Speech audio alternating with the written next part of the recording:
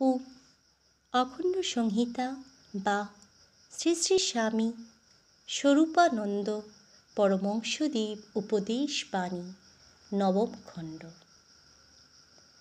ভক্তির প্রার্থনা। শ্রী শ্রী বাবামণি বলিলেন, ভক্তির প্রার্থনা কী রূপ জানো?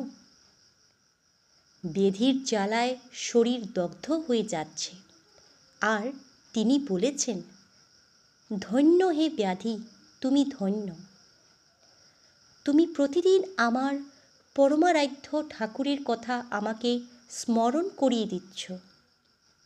জন্মে জন্মে যেন এরূপ কষ্টকর, দুঃখজনক, বেদনাবহুল দুরবস্থায় পড়তে হয়, আর জন্মে জন্মে যেন আমি আমার প্রাণের দেবতার অভয় চরণে স্মরণ করি। একদিনের জন্য যেন তাকে না ভুলি, এক নিমিষের জন্য যেন তাকে ভুলে থাকতে না পারি।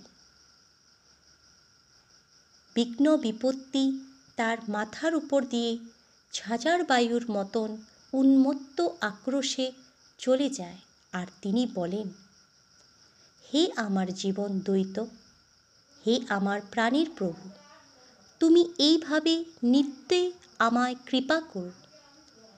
মানুষ, গরু, মহিষের পায়ের তলায়, হাতির পায়ের তলায় নিত্য আমাকে পেষণ করো, তাতে অনাথের নাথ, দীনের বন্ধু, তোমার কথা সর্বদা আমার মনে হবে।